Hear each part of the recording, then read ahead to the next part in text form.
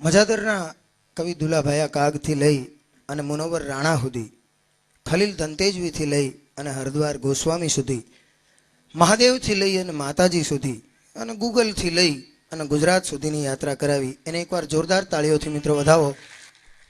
ગુજરાતીની એટલી બધી વાતો કરી, ગુજરાતી મગજમાં ખરી ગયું. કેમ કે આ એની વાત 100% સાચી છે હો સાહેબ. આપણા જેવી પ્રજા દુનિયામાં ક્યાંય નથી. આખી દુનિયામાં આંટો મારો, ભારત જેવી ભૂમિ અને ભારત જેવા માણસો તમને ક્યાંય નહીં મળે. એટલે જ જુનાગઢના કવિ દાદ એક કવિતામાં લખે કે આ ધરતી કેવી છે, અહીંયા શબ્દ એક શોધો અને સંહિતા નીકળે, કૂવો જ્યાં ખોદો અને આખી સરિતા નીકળે. અજબ તાસીર છે ભારતની ભૂમિની કે અહીંયા મહાભારત વાવો અને ગીતા નીકળે. મહાભારત રૂપી યુદ્ધના મંડાણ થાય અને જ્ઞાન રૂપી ગીતા જન્મે. આવું દુનિયામાં ક્યાંય બને તો માત્ર ને માત્ર ભારતમાં. એમ આખા ભારતમાં આંટો મારી લેવાની છૂટ આ ગુજરાતની ભૂમિ. આવી ભૂમિ, આવા માણસો અને આવી બોલી આ તમને આખી દુનિયામાં ક્યાંય નહીં મળે. ભૂમિ અને માણસોની વાતો એમણે કરી છે, એટલે હું આપણી બોલીની વાતો કરું. આપણા સ્વભાવની એમણે વાતો કરી જ છે ઘણી બધી. એમાં એક ગુજરાતીની એક વ્યાખ્યા મેં પોતે ગોતી છે.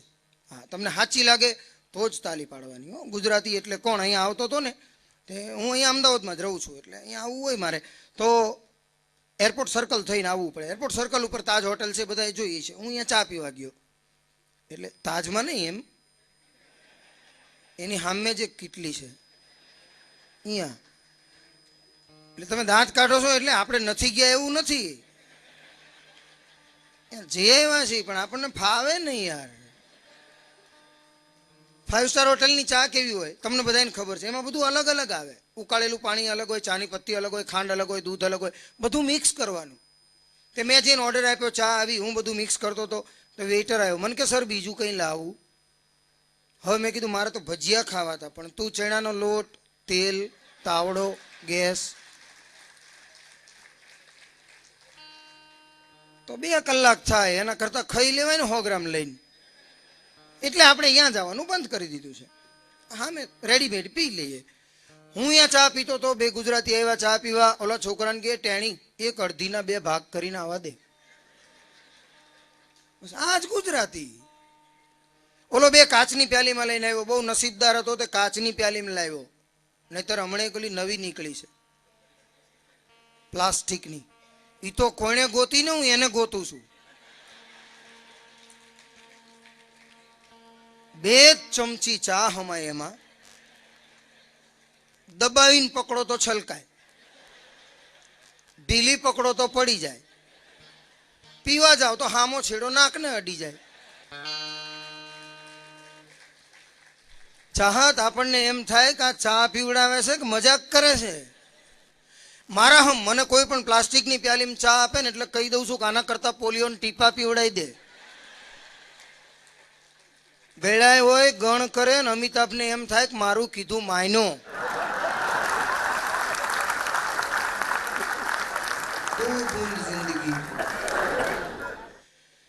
પણ આ તો 2 કાચની પ્યાલીમાં લઈને આવ્યો. હજી આપવા જાય તો ત્રીજો ભાઈબંધ દેખાણો. એક એક કામ તણ કરી નાખ. 2 રૂપિયાનો એક ભાઈબંધ થયો. હજી પીવા જાય ત્યાં ચોથો ભાઈબંધ દેખાણો. હવે 4 ભાગ કરવાનું કહેતા તો શરમ આવે કે નહીં ભાઈ? પછી હોશિયારી વાપરી કે એક કામ કરે, ખાલી ગ્લાસ આવવા દે. ઓલે ખાલી ગ્લાસ આપ્યો. 3માંથી થોડી થોડી નાખી, 4 હરખા ભાગ કર્યા. 4 જણાએ પીધી. તોય પાછા આપણા સંસ્કાર તો જાય નહીં. એટલે પૂછ્યું એમ તો, હે ભાઈ ચાના કેટલા પૈસા આપું? ચા વાળો ગુજરાતી જ હતો. એ કે પૈસા નથી જોતા. 4 જણા ગ્લાસ ધોઈને ઊંધા વાળી દો. તમામ ગુજરાતીઓને, ગુજરાતી સમજતા તમામ વ્યક્તિઓને આપ્યો છે એવું ગુજરાતનું આદરપૂર્વક લેવાતું નામ અમારા હાસ્ય કલાકારોની દુનિયાના ભીષ્મ પિતામહ એટલે મુરબ્બી શાહબુદ્દીન સાહેબ રાઠોડ. એમને વિનંતી કરું કે આવે, એમને મજા આવે એવી વાતોનો દોર આપ સૌની જોરદાર તાળીઓ વચ્ચે મુરબ્બી શાહબુદ્દીન સાહેબ રાઠોડ. ખુદાની મને મહેરબાની ઘણી છે, ઘણાની મોહબ્બત અને લાગણી છે. ધરાધ્રુજ છે તોય ડગશે નહીં એવી મોહબ્બતની ઊંચી ઇમારત ચણી છે. આ અમસ્તી નથી નામના થઈ અમારી, અમે જે વાવણી કરી તે લણી છે. ભલે લાગણીથી પેશ આવ્યા અમે, પણ અમે લાગણી લોહી સાથે વણી છે. મને આઝાદ મિત્રો એવા મળ્યા છે જે મિત્રો નહીં પણ પારસ મણી છે. કાવ્ય શાસ્ત્ર વિનોદેન કાલો ગચ્છતિ ધીમતામ. બુદ્ધિમાનનો સમય હોય ને એ કાવ્યમાં, શાસ્ત્રમાં કે વિનોદમાં વ્યતીત થાય. ભરેલી બંદૂક હોય ને એનાથી એક જ જણો બીવે, ખાલી બંદૂકથી 2 જણા બીવે. ખાલી બંદૂક જેના હાથમાં એ બીવે,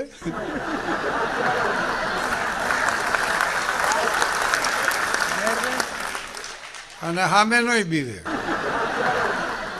ત્યાં તમે એમ વિચારો છો ને કે આ શું બોલશે, હું એ વિચારું.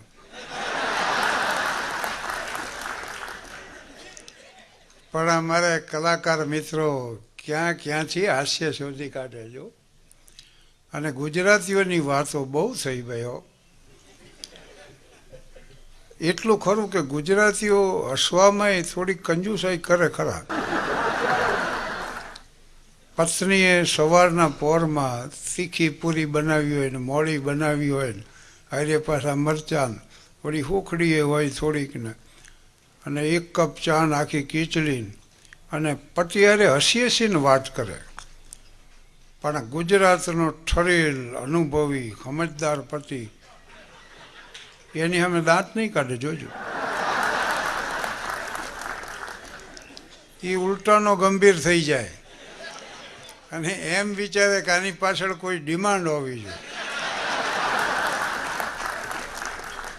નહીતર આ વીરાને મેં બહાર ન હોય.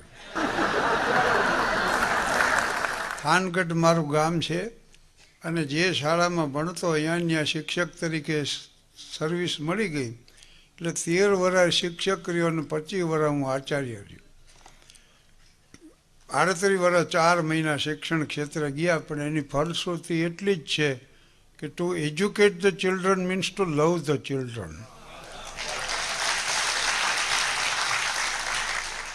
ગુરુદેવ રવિન્દ્રનાથ ટાગોર. અને આ વાત મેં આત્મસાત કરી છે. મેડમ મારિયા મોન્ટેસરી એમ કહેતા કે બાળકોને સમજાવવા પ્રયાસ ન કરો, સમજવા પ્રયાસ કરો. રામ નાનકડા હતા ને, રામ લક્ષ્મણ ભરત શત્રુઘ્ન બાળકો, એમાં રામે એકવાર જીદ કરી કે ચંદ્રમાં જોઈ મને ઉપરથી. એટલે માતા કૌશલ્યાએ ચાંદીનો થાળ મંગાવ્યો, એમાં પાણી ભરાયું, પૂર્ણિમાના ચંદ્રનું પ્રતિબિંબ એમાં પડ્યું ને પછી બાળકને કીધું, લે આ ચંદ્ર. અને બાળકો જે છબછબિયા બોલાવ્યા તો આ સમજાવવા પ્રયાસ નથી થયો, સમજવા પ્રયાસ થયો. અને 47 વર્ષ પહેલાં આ લોકો કહે છે ભીષ્મ પિતામહ. હવે ભીષ્મ પિતામહને બાણ સૈયાદ હોય ને,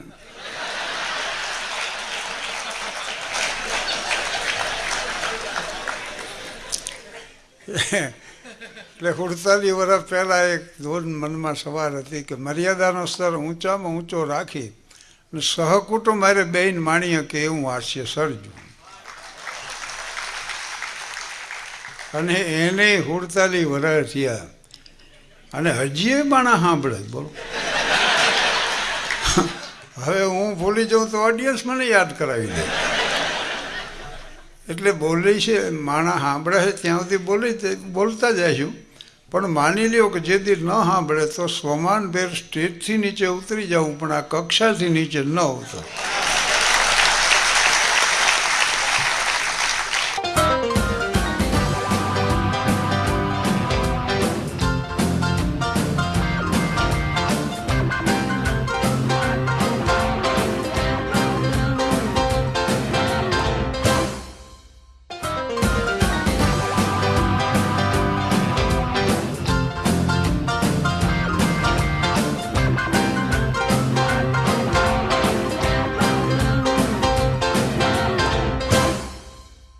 આટલી નક્કી વાત છે. હમણાં લગ્નગાળાના બહુ કાર્યક્રમો હતા.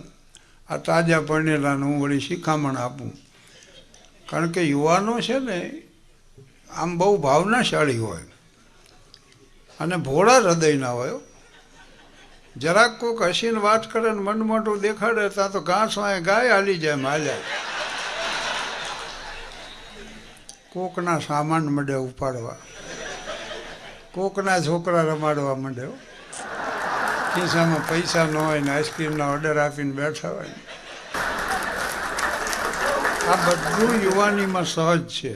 સમંદરના તરંગો ચાંદનીમાં લીન લાગે છે, પવનની લહેર પણ ઝળકી ઉઠેલી ભીન લાગે છે. એ કુદરતો કે માનવ એક સરખો છે અનુભવ. આ જુવાની હોય છે ત્યારે બધું રંગીન લાગે. પગમાં પાંખો લાગી ગયો હોય ને ભુજામાં બળ હોય ને દિમાગમાં શોલા ઉડતા હોય ને હૈયામાં મરી ફીટવાની તમન્ના હોય.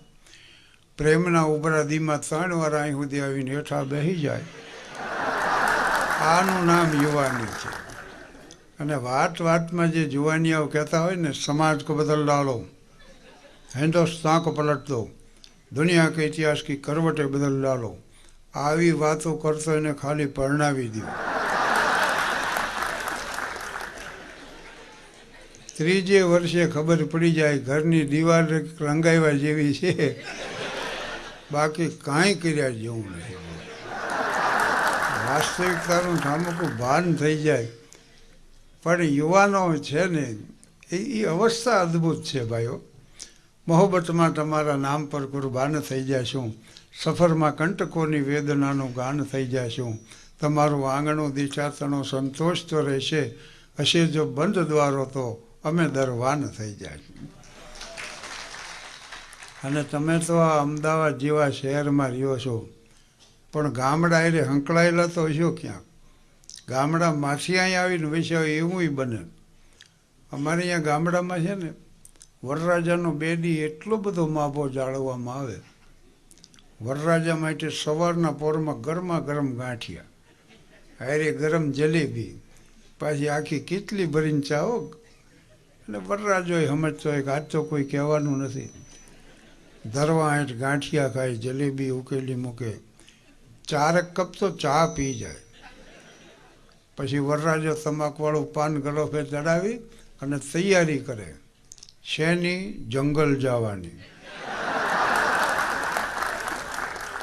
ત્યાં ગામડામાં લેટ્રિન બેટ્રિન ન હોય, પણ વરરાજો જંગલ જાય ને તો એ કોટ પહેર્યો હોય,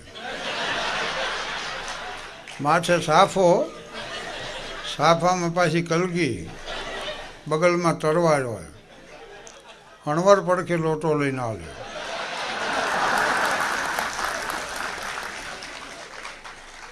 વરરાજા લોટા બોટા ન ઉપાડે, એ તો આમ છાતી કાઢીને હાલે. અને એટલું જ નહીં, ઢોલી આગળ ઢોલ વગાડતો જતો. ધ્વજબાંગ ધ્વજબાંગ ધ્વજબાંગ, ગામ આખું જોઈ લે વરરાજા જાય. અને પછી 2.5 વીઘાના ખેતરમાં બીડી હળગાવીને એકલો બેઠો હોય. અમારું ગામ છે ને એની વિશેષતા છે, 50,000ની વસ્તી ને 250 પોટરી. માથાદીઠ આવકમાં ગુજરાતમાં 1લો નંબર, ભારતમાં 3જા નંબરનું ગામ. અમારે ઉત્તમચંદ શેઠનો બંગલો ને એનું લેટેસ્ટ લેટ્રિન ને ઓલો ટીશ્યુ પેપરનો રોલ ખલાસ થઈ ગયો. એ નોકરને કે જા લાતીએ જઈને લઈ આવે. ઓલો નોકર જઈને કે ટીશ્યુ પેપરનો રોલ આપો, તો લાતીવાળા કે એવું કાંઈ નથી, એમરી પેપર છે.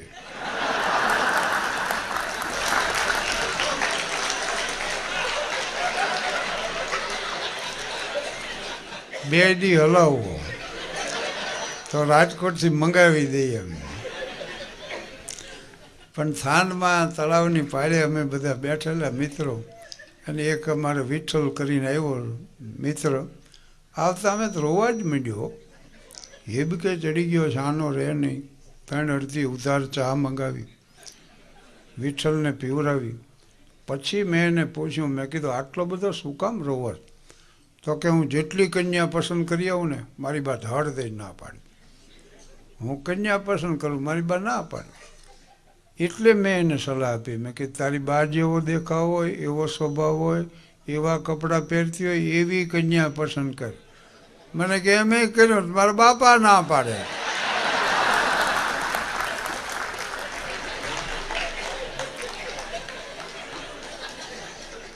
કે યુવાનો છે ને ભાવનાશાળી બહુ હોય. પરિણાને હજી 2 મહિના ન થયા હોય ને તો પત્નીને એવું મંડે કહેવા કે પ્રિય, મને બધી ખબર છે, હું તારા માટે લાયક નથી. મેં કીધું આવું કોઈ દી કહેશો નહીં. અરે થોડીક તો સરપ્રાઈઝ એના માટે રહેવા દો.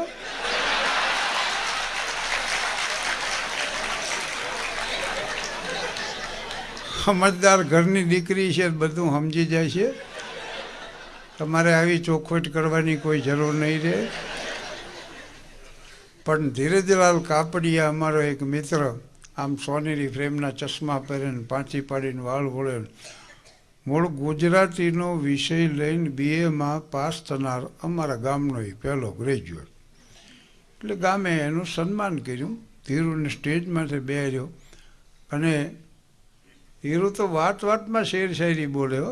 જુદી જિંદગી છે મિજાજે મિજાજે, જુદી બંદગી છે નમાજે નમાજે, છે એક સમુદર થયું એટલે લેશું, જુદા છે મુસાફિર જહાજે જહાજે. અમને પાછો કહે કે સાહિત્યમાં કોઈને કાંઈ ગતાગમ પડે છે કે ઓટા જ ભાંગો છો. એ ધીરુનું સન્માન થયું. બધાએ એની પ્રશંસા કરી અને ધીરજલાલે એક ભાષણ કર્યું પ્રતિભાવમાં. એમાં અમારા ગામમાં ડંકો દેવાઈ ગયો. નાચમાં મંડી વાહવા થવા અને સગપણના કાગળો મંડ્યા આવવા.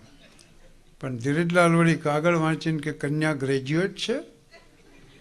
ઓલા કે ગ્રેજ્યુએટ નથી. તો ગ્રેજ્યુએટ કન્યા વગર મારા સાહિત્યિક વિચારો હું કેની પાસે વ્યક્ત કરું? મારી આ ઉર્મિઓની અભિવ્યક્તિ ક્યાં જઈ કરું? મને કોણ સમજશે? આવી વાયડીએ ચડી ગયું. તે ગ્રેજ્યુએટ કન્યાની તપાસમાં હાથ વરા ગયા. પછી ધીરુએ ધોરણ ઘટાડ્યું કે હવે ઇન્ટર હોય તો ઇન્ટર ચાલશે, હું જ ચલાવી લઈશ. 4 વરા ગયા ઇન્ટરમાં. પછી તો જીવ માથે આવી ગયો કે હવે મેટ્રિક પાસ ને કરો તપાસ. મેટ્રિક પાસનોય મેળ ન ખાધો. અત્યારે ધીરજલાલને 39મું વર્ષ હાલે અને હવે એમ કહે છે કે કન્યાને અક્ષર જ્ઞાન હું આપીશ.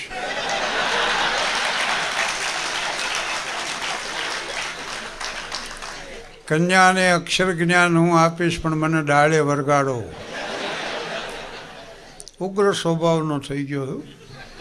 લગ્નના ઢોલ નથી સાંભળી શકતો. કોકની આ લગ્ન હોય શેરીમાં ઢોલ મંડે વાગવા તો ધીરુ બાજવા દોડે. હે બીજી શેરીમાં વગાડો. ઓલા કે લગ્ન અમારે અહીંયા, ઢોલ બીજી શેરીમાં વગાડવા જઈ તારા દખે. ગામમાં જાગરણ હોય તો 12 ગામ પયો જાય. પછી એને ખબર પડે કે અહીંયા જાગરણ છે.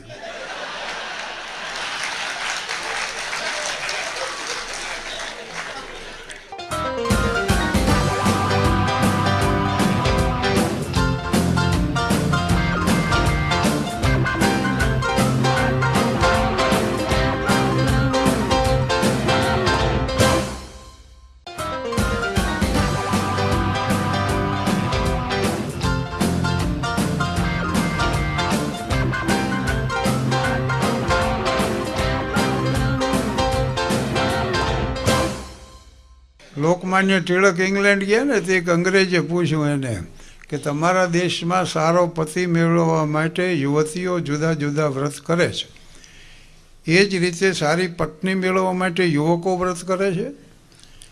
એટલે લોકમાન્ય ટિળક જેવા પ્રખર વિદ્વાન એણે એમ કીધું કે અમારા દેશમાં બેન દીકરીઓ છે ને, એ સદાચારી, સંસ્કારી ને ચારિત્રશીલ જ છે. એમના માટે વ્રતની જરૂર નથી.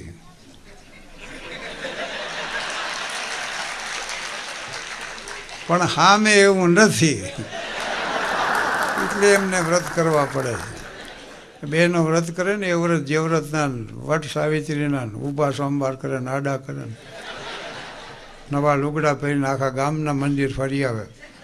હાવ પોતપોતાની રીતે મહેનત કરે. હરવાળે ભાગમાં હોય થઈને ઊભું રહે. પણ આ બહેનો એક જ રાત જાગે છે ને, એને જાગરણ કહેવામાં આવે છે. અને આ 47 વર્ષથી કરી છે ઉજાગરા.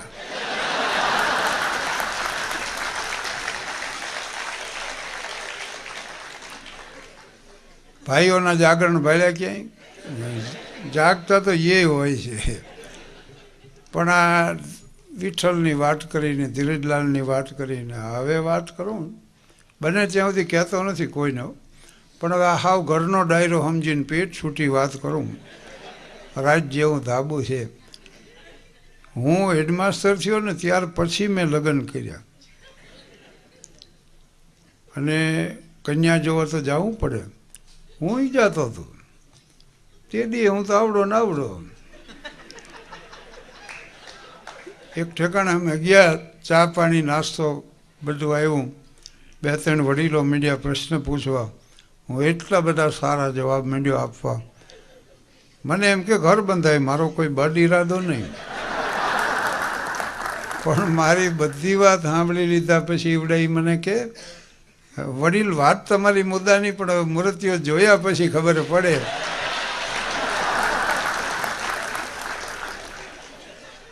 આના વાતો ગામે ગામ યુવાનોને હું એટલા માટે કહું છું કે પસંદગીના ધોરણ બહુ ઊંચા ન રાખો. આપણી એ લાયકાત હારે ને હારે જોતું રહેવું પડે. નકર ઘણી વાર એસટી સ્ટેશન પહોંચો ને લક્ઝરી બધી ઉપડી જાય, હાદી હોઠ વહી જાય, અને પછી પસ્તાવાનો પાર ન રહે ને એવું ન થવા દઉં. એટલે સમજીને ગોઠવાઈ જવું. એમ સારા ઠેકાણે હક પણ થાય, પછી ધામધૂમથી લગ્ન થાય, પછી સુખી સંસાર શરૂ થાય. ત્યાર પછીની એક વાત હું કહી દઉં. રેલવે સ્ટેશન ઉપર ટ્રેન આવીને 2 મિત્રો ગયા. એકની પત્ની જવાની હતી ને એકની આવવાની હતી. પણ જેની પત્ની જવાની હતી ને એ ગળગળો થઈ ગયેલો, તમે જાઓ છો, મને ગમશે નહીં, ખાલી ઘર ખાવા દોડશે, ખાવાનું ભાવશે નહીં. તમે જોજો, રેલવે સ્ટેશન ઉપર પત્નીને વિદાય આપવી એ પતિ માટે કપરામાં કપરો કાળ. એનું કારણ શું ખબર છે? એક તો પત્ની જતી હોય એ આનંદને રોકવો,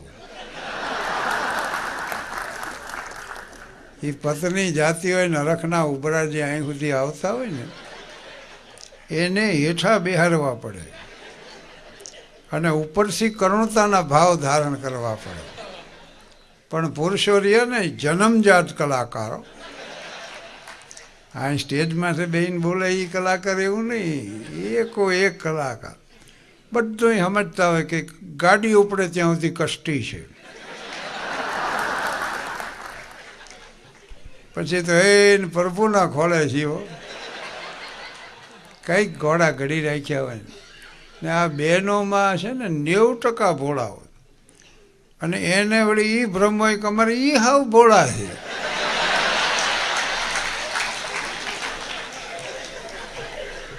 એ ગાડી ઉપડે ત્યાં સુધી ભલામણ કરે કે એ બારીમાં ઊભા ઊભા દાઢી કરશો નહીં. સામે કોઈક રહેતું હોય ને, અમુક વાત સમજાય તો જ એની મજા છે ભાઈ.